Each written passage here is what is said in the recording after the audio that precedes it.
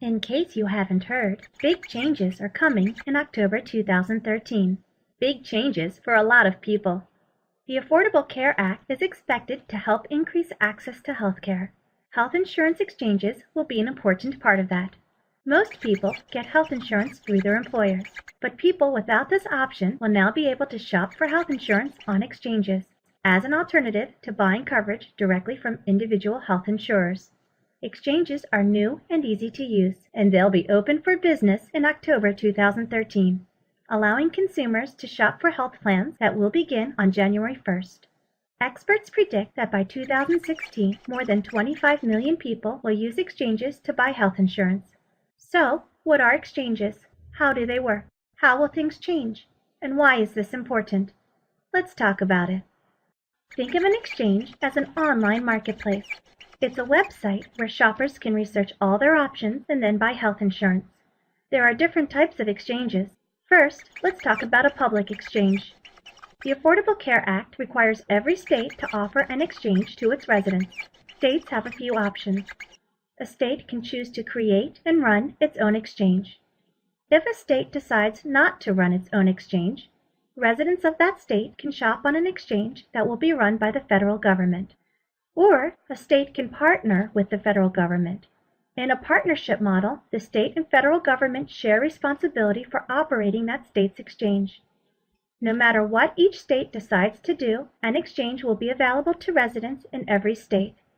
Public exchanges will exist for both individuals who are buying insurance for themselves and for small group employers who can buy insurance to offer to their employees. The small group exchange is called SHOP, short for Small Business Health Options Program. Why are exchanges expected to be so popular? There are a few reasons. The Affordable Care Act no longer allows insurers to deny coverage or charge people more based on their health status or pre-existing conditions. So, many people who were unable to buy coverage in the past will now start shopping for a health plan. Starting in 2014, individuals are required to buy health insurance or face penalties. This is called the individual mandate. Although the penalty for not buying coverage is initially low, it will grow over time. As the penalty goes up, so will participation on exchanges. The Affordable Care Act will provide tax credits and subsidies for individuals who qualify to help make insurance more affordable when they shop on a public exchange. Many individuals who shop on exchanges will be new to health insurance.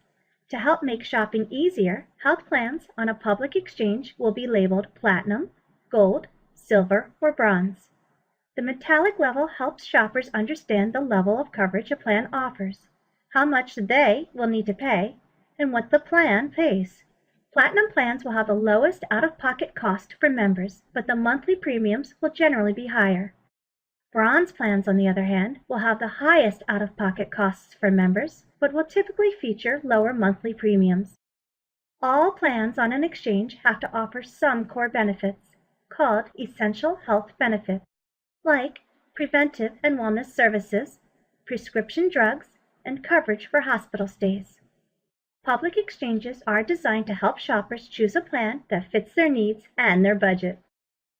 So, that's the public exchange offered by the government, either state or federal, or both. There are also private exchanges. Private exchanges are not part of the Affordable Care Act. They are created by private sector companies, for example, by a health insurance company or a brokerage or consulting firm. A few private exchanges exist today, but they are becoming increasingly popular. Like public exchanges, private exchanges can sell to both individuals and employer groups, and subsidies are only available on public exchanges. Unlike public exchanges, private exchanges are already open for business. For employers who are trying to keep the cost of offering health benefits manageable, private exchanges offer an interesting solution. Employers can give their employees a set amount of money and then direct them to a private exchange. There, they can shop for a health plan and other benefits like dental based on what the employer has selected as options. Public and private exchanges are likely to appeal to different audiences. Individuals who do not have access to affordable health insurance today are more likely to shop on a public exchange because of the subsidies, which are not available through private exchanges. Employers are more likely to send their employees to a private exchange, and both individuals and small employers will still be able to shop for coverage, as they do today, directly from health insurers. So, to highlight a few key messages about exchanges. Exchanges give people additional access and more opportunity to buy insurance.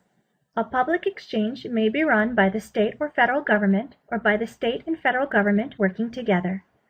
Every state will have a public exchange available to its residents. Subsidies and tax credits will help make insurance affordable for many individuals who shop on the public exchanges. Small group employers can buy and offer insurance through an exchange as well. Private exchanges are not run by the government, but by a private sector company like a health plan or a consulting firm. These exist today, but they will become more popular as employers look for new ways to offer affordable benefits to their employees. One thing is certain, exchanges are going to change the way millions of Americans view their health insurance, whether it's how they shop for a plan, what plan they decide to buy, or how they use their benefits.